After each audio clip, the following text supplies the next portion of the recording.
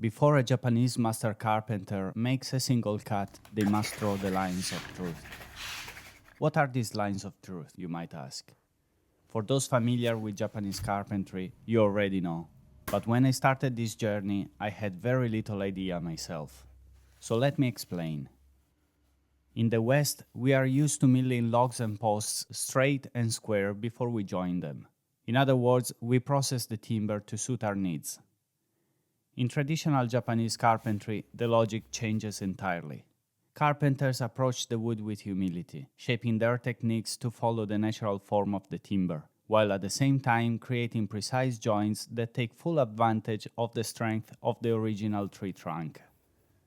This precise marking step is the very first act of a building, and it is the role of one person alone, the Tōryō, the master carpenter. Today, we are refurbishing this beautiful incline tool, the Sumitsubo. Its reel is not turning as it should. The crank handle has come loose from the reel. The inkwell is completely dry, and the tool is missing one of its key components, the anchor pin, called Karuko. This tool was carved from keiyaki, Japanese Zelkova. It bears the maker's mark of Kōmyō, meaning the bright light of wisdom.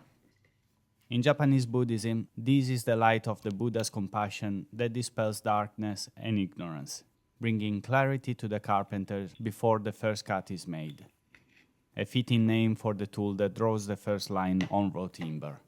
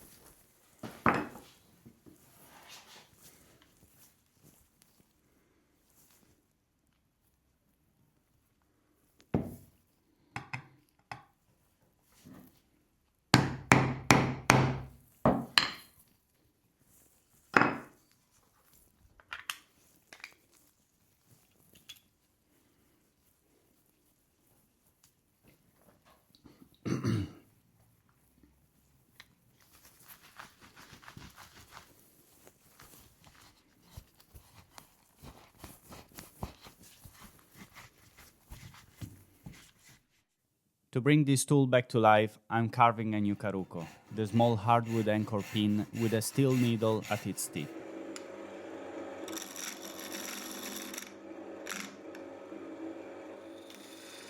It is a humble piece, but without it, the line has no fixed point, and the carpenter has no starting mark. For this one, I have chosen Lignum Vitae, one of the densest and most water-resistant woods on earth, a material worthy of a tool that must endure ink, moisture, and the weight of a carpenter's trust.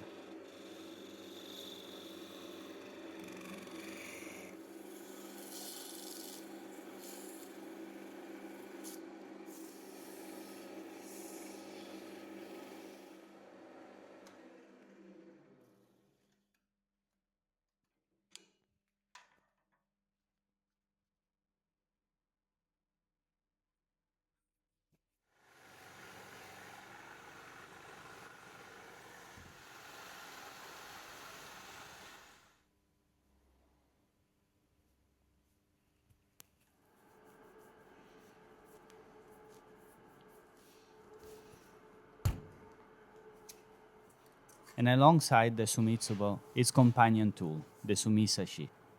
This bamboo stick is shaped in a very clever way. One end is beveled and split in dozens of fine slivers, acting through capillary action to hold the ink like a precise brush.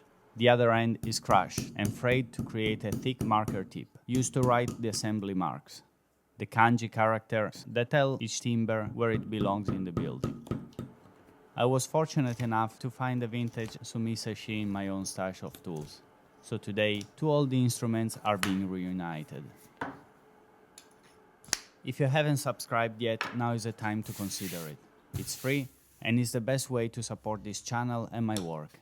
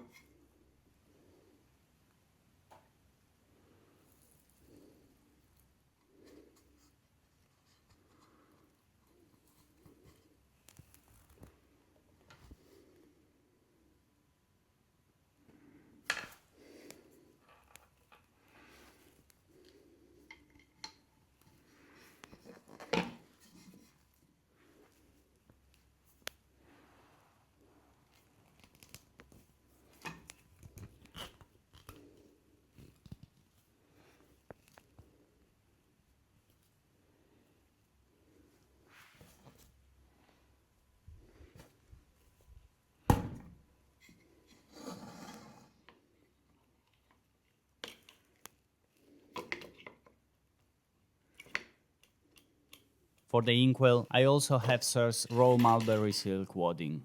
In Japanese, it's called mawata, and this is the traditional natural fiber used in this tool. Silk is an ideal material. Its fine, resilient fibers hold the ink perfectly, releasing it evenly onto the line without folding or dripping. My shipment of mawata has not arrived in time for this video, unfortunately, so today I'm using cotton cloth as a temporary bed. A practical substitute that will let us test the marking before the silk takes its rightful place.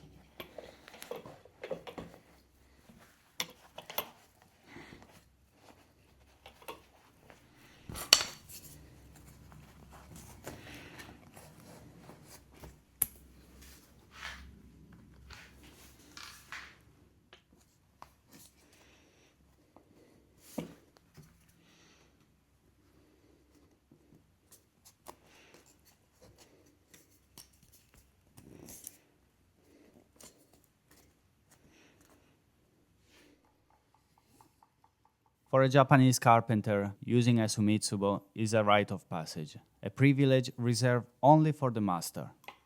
But it is also a symbol of longevity and perseverance. It is the very first tool needed to set the lines of the construction of a home or a temple. Every building begins with this single and deliberate mark. I hope that for me, this will be a positive foundation line for the work ahead on this channel. Thank you for joining me today. Ciao e a presto.